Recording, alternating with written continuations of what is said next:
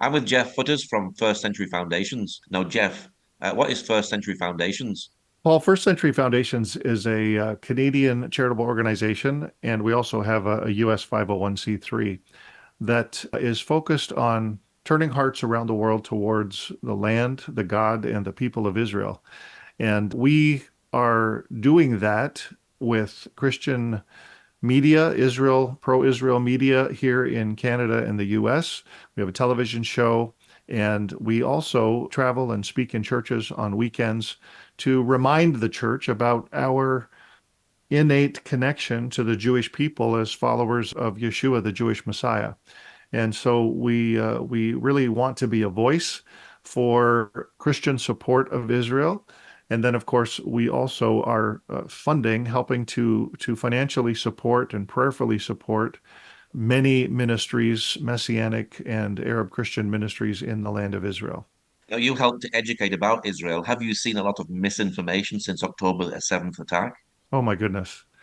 Where do I begin? The misinformation that's being spread is just unbelievable. The hatred that has sprung up all around the world makes me wonder, if there was some sort of prior notice that some of these people had that something like this was coming.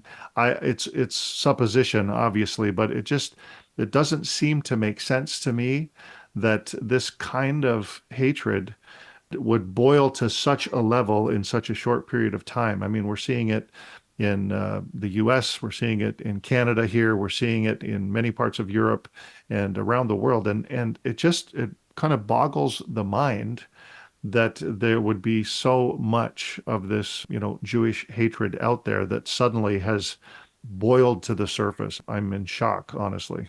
We're seeing the students protesting. Do they actually know what they're standing up for? Well, you've seen probably a lot of the same, posts and interviews that I have. Most of them have no clue what they're standing up for. Most of them have been swept along on a bandwagon of, seemingly conversation about justice and anti-genocide and all of this kind of framing, but they really have no clue what actually happened on the 7th of October. And they don't have any idea how Israel has even, been operating during this conflict. It's really, if it wasn't so sad, it would be funny. I know you have an emergency appeal out at the moment. What sort of things have you been able to do? And have you visited Israel since October the 7th? We've been raising funds since the day it happened, since the 7th of October, for emergency relief, and very pleased to be able to say that, we've been able to finance a lot of humanitarian aid, both help for soldiers in the area of food, clothing, shelter, that kind of thing, help for displaced families who have either been put up in hotels or in other kibbutzes that have, welcomed them in. But all of those families need food, they need clothing. Many of them left with nothing. You saw the footage, their homes were destroyed and so on. And so there's been a huge, huge need over these months. I'm happy to say we just talked to a friend in Israel this morning who said that, some of those needs now have quieted down. But the other thing that we've been able to be involved in is legal help, legal aid clinics for those who are having challenges because of the war, because of either being displaced from their homes or because of not being able to get to their jobs, all kinds of issues that people need assistance with. One young boy whose parents were both slaughtered, and his aunt came with him to one of the legal clinics saying, I need to help my nephew. How do I make sure that he gets his parents' property? How do I become his legal guardian? This is I believe like a 10-year-old kid or 8-year-old kid. So it's really been challenging, but we're grateful that we've been able to help. And we have been back. I finally did get back to Israel the first week of March or so, and we were able to visit about five of the nine major projects that we did through in partnership with Daystar Canada here. And we were able to get some testimonials and hear about what the funds were accomplishing and so on. A huge thing in addition to the legal clinics also is sort of post-traumatic counseling. And I think more and more people in Israel are needing this now. Even the average person who hasn't been directly involved with the conflict, there are lots of depression issues that are arising because of this constant bombardment against Israel and all of the pressure of the things that are occurring there. So lots of ways that we've been able to help and hopefully we'll still be able to. You were talking just before that you managed to visit the south with Zaka, the emergency services. Tell us about that. Mhm. A couple of weeks before I went to Israel, actually, I met with one of the Zaka representatives in Nashville. We were at NRB together, and I was able to interview him and do a podcast. I don't think we've actually released it yet, but it's coming out soon. But through that conversation, we were invited to go and visit the site in the south. And I had hoped to get to one of the kibbutzes that didn't work out. However, my cameraman and I were able to go to the Nova site, the site of the Nova Festival. And there are just really no words almost to describe what we saw and felt there. The Zaka representative who hosted us and guided us through the site was the second person, the second first responder to arrive on scene. And by the time he arrived, it was approaching nightfall because, I don't know if many people understand, but people were sort of, the IDF and others were finding out sort of community to community what happened as they worked their way further south. And when they got to the site of the Nova Festival, they were horrified at what they found. And this gentleman that was speaking with us, a young man, talked about coming along the road and seeing bodies outside of vehicles on the road. And as he discovered three or four, he reached out to his colleague who had already driven into the site, and he said, "I've got some bodies here. What should I do?" And his colleague said to him, he said, "Just leave them. I need you here. You're not going to believe what's happened." And Mm. when he arrived to where his colleague was, there was just like carnage. Like, I mean, it ended up being over 300, right? Over 300 bodies that they found there, burning cars and just awful, awful stuff. And for Well, the people that are the ones dealing with this, sort of the first to arrive and then to have to handle the remains of all of these individuals, that has also been a tremendously traumatic thing. And we were just heartbroken to stand there, to see all the pictures, to walk through the memorial and understand that not just where the photos are, but many places in the fields around where bodies were found. Families have put up stakes and flowers and tributes, and it's just a heartrending sight. yeah, I was going to ask, what can you actually see there today at the Nova Festival as you walk through? What sort of memorial have they set up for the people? So just sort of using recall, there's sort of one main area. They have a tent nearby where you can sort of hear more about what happened and talk to some of the first responders there. But there's a field where they've put up a lot of the photos of those who fell there. And then there's one large picture with the faces of everyone who was lost at the Nova Festival. But beyond the main memorial, where all of the photos are, you'll see kind of stakes in the ground. I'm trying to remember exactly what it looked like, but bouquets of flowers and sometimes there's a paper sign that's been put up or even something a little more permanent that gives a tribute to the person that fell on that spot. And it's really quite something to walk through and to visit. Very sobering, very somber.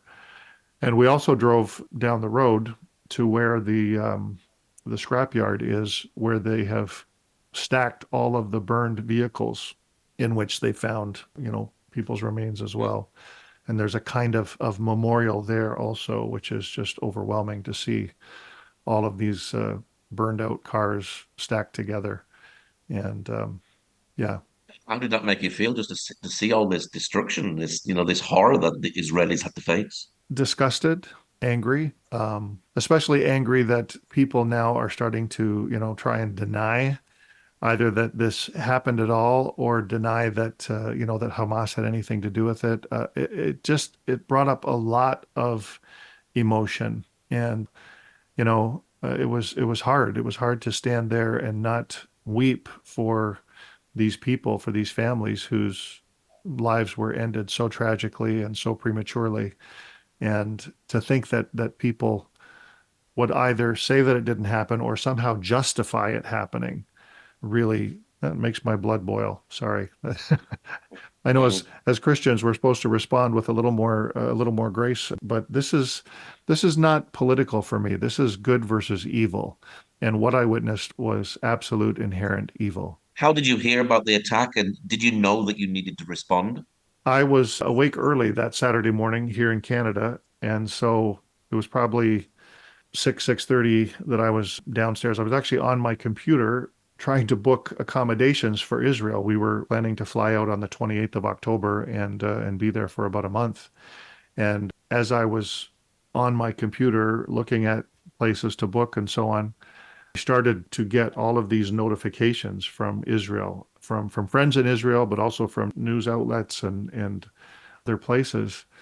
And so I quickly, turned on my television and began to follow what was happening. And of course, with the 7 hour time delay, it was already afternoon, I think, in Israel by the time all of this news was coming out. And so that's where I was. That's what I was doing. And yes, I knew immediately that as a charity that supports Israel, we needed to begin to respond. And we went out right away with a video. I just did a handheld iPhone video, kind of letting people know what had happened and what we had heard and what I'm sure they were hearing as well, and that we would be responding as soon as we possibly could with funds to help the ministries that are there to respond to this crisis. And money just began coming in. We were pleased, very, very pleased through a partnership with Daystar here in Canada, but also through our own donors to be able to send probably close to 900,000 Canadian dollars in those 3 months from October to December. And we've sent more since. So, Do Israelis see how much the Christian community is standing with them and supporting them? oh, I think so. I think so. 100% they see it.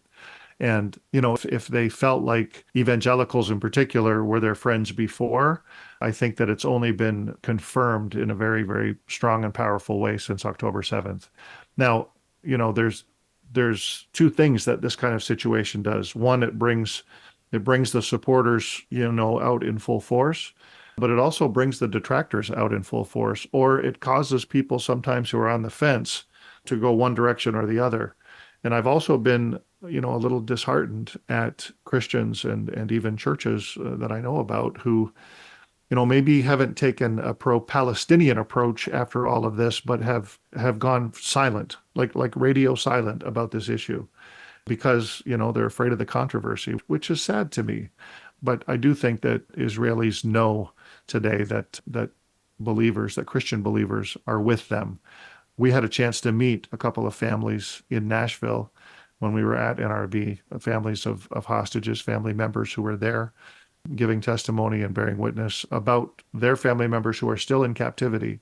And, they said to me when I, went by the one lady and spoke to her, I said, we're with you, we're praying with you, we support you, and we're believing God that, that your son will be released. And she just was openly emotional and thanking us. And so I think I really do believe that they know that they have the support of the Christian community, and it's a great testimony. It's a great witness to them. You've already spoken about trauma support. Are many Israelis suffering from trauma at this time? That's our understanding. We know that many of the organizations that are working with displaced families in particular, and even more specifically, children who either witnessed these atrocities or were, a part of October 7th and now are beginning to fully understand what happened. They have experienced incredible trauma and are having difficulty in school. We've heard testimony from teachers and others who say that some of these children will just break down and begin crying uncontrollably in class, or they'll be totally withdrawn and quiet and non-responsive. And there's a real need to minister to these kids. And we're grateful that through a couple of organizations, one that I can think of right now is the Mercy Fund at Christ Church in Jerusalem. They have actually sent out a mobile team of counselors and volunteers to help in schools where some of this is occurring. They're providing other things as well. They're providing school supplies, and because a lot of these displaced kids who show up at other schools, the school doesn't have everything it needs to handle the quantity of the kids now that they're teaching, who have come in from other parts of the country. So there's a lot going on in the background, and kids especially have been victims of the trauma. But then there's soldiers as well who have, gone in and been a part of the conflict and come out, and they need some post-traumatic stress counseling. And of course, all of the families that were involved on October 7th directly, those who experience rockets being fired at them on a daily basis and have had to evacuate also, it's very traumatic for them as well. So there is a big need, I believe. That's a bit about the care for the grieving families that you've been involved with. Care for the grieving families, we haven't directly been involved. However, the organizations that we're helping, I know have been. And I think that this is something that as a pastor, I was a pastor for 30 years before I got involved in this ministry. And as a pastor, grief is one of those inquantifiable things or unquantifiable things. I don't even know if that's a word, but it's really difficult to measure the level of someone's grief and even get a handle on how to help them. The most important thing is that someone will listen to them, will hear them, allow them to have the space and the time to grieve. And that's difficult if you have to, go right back into work the next day or the next week or whatever. So we have been able to, I think, alleviate some of that for some people, for some families through some of the organizations that we're helping, and really do pray that that the Lord helps them through their grief and that they can find some hope on the other side, because it's not something that's explainable.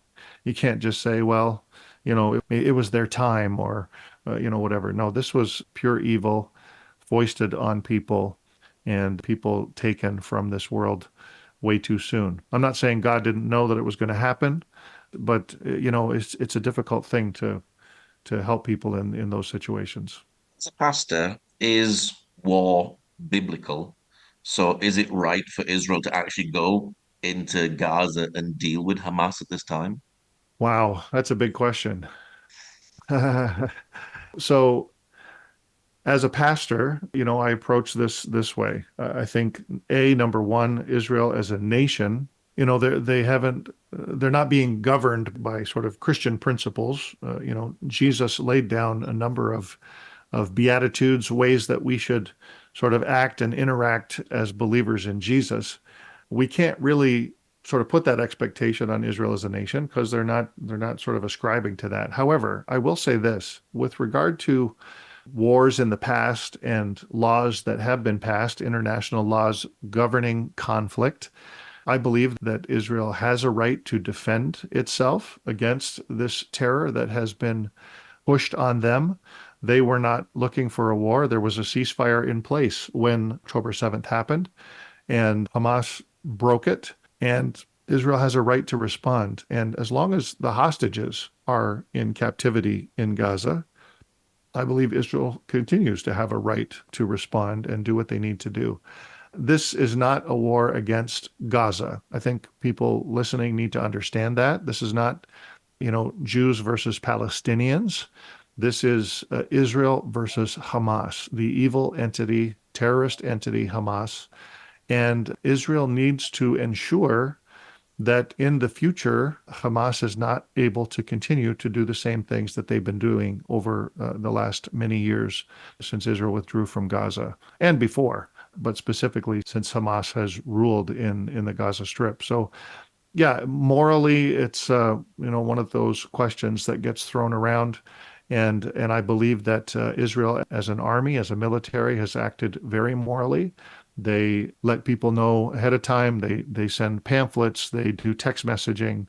They have all kinds of ways to communicate with civilians before they attack a specific area, and they have done so. That's my understanding that they have done so. Hamas is at fault because of the fact that they actually use civilian entities to protect themselves as human shields. They fire rockets from schools, kindergartens, hospitals. We've all seen the reports. And this is what I want people to hear as I answer this question. I want you to hear that in this kind of conflict, someone is lying. And I want you to know that in this case, it's not Israel that's lying. It's Hamas who are lying, Hamas who are misrepresenting numbers, Hamas who are spreading totally false propaganda and lies. And so I think that we need to know that. And however we feel about war and conflict and everything else, this is sort of the underlying issue to me here is good versus evil, truth versus falsehood and lies. And please understand, we are heartbroken. I say we, I believe anybody who believes in Jesus and knows that every life is valuable. We are heartbroken at civilian casualty in this conflict. We're also heartbroken at the loss of IDF soldiers' lives who have put their lives on the line to ensure safety for the Jewish people going forward. And so it's really it's tough. It's difficult to sort of navigate this as a believer in Jesus. However, I lay all of the fault for those civilian casualties at the feet of Hamas. Why is it important for you to support Israel during this time of war? Well, during this time of war, it's especially important, I think, because of what Israel is going through. But it's always been my feeling, at least for the last, I don't know, 25 years or so, that as a believer in Jesus, the Jewish Messiah, that I need to support Israel based on the fact that, what Yeshua did to allow the Gentiles to be a part of his family, of God's family, was he grafted us into to Israel. We are now a part of them. We're a part of the Jewish race, and I believe God has future plans for the Jewish people that involve them turning to Yeshua at some point. And I know that as a Christian, as a believer in Jesus, that I need to support Israel. I need to pray for the peace of Jerusalem, as Psalm 122 says, and as Isaiah 62 says, I need to give God no rest and myself no rest until he establishes Jerusalem and makes her the praise of the earth. There are just so many things in the scriptures that talk about God's plans for Israel that it couldn't all possibly be, metaphorical or looking ahead to some future church. I believe replacement theology is wrong. And I think that we as believers need to understand God has plans for the nation of Israel, for the Jewish people. And you can sort of separate that from political Israel. But in order to make it about the Jewish people, you have to understand that political Israel has to be part of it because half now of the Jews who are alive on the face of the earth live in the nation of Israel. So that's why I believe that as a believer, we need to support. What's your prayer for Israel? What's your prayer for Gaza at this time? My prayer for Gaza is that Hamas would unconditionally surrender, lay down their arms, and that the hostages would be released, and that there could be a plan put in place to deal with the civilian refugee situation, those who are again in Gaza, displaced from their homes and in refugee camps and so on. That there could be a future for Gaza that sees Jews and Palestinians living side by side, but that does not allow for terrorists to govern and rule. I think that that would be my prayer. I pray for those who've lost family members in Gaza, the same as I would pray for those who've lost in Israel. God's heart is for everyone. And I pray that Palestinians in Gaza too would see the truth of Yeshua and and understand how much God loves them and be able to come to know him, have a relationship with him. That's a lot of prayers, but those would be my prayers. What's your website for people who maybe like to support the work that you're doing? Oh, yes. Our website is firstcenturyfoundations.com. So that's first spelled out, First, Century Foundations, all one word, foundations with an S, firstcenturyfoundations.com. And you can find out a lot about our ministry there, the media ministry, the work that we support. We'd love to have you check it out. Okay, Jeff, well, thank you very much for sharing today. Oh, been my pleasure, Paul. Appreciate reconnecting with you, and I hope that this will be an encouragement to someone and help to inform someone as well.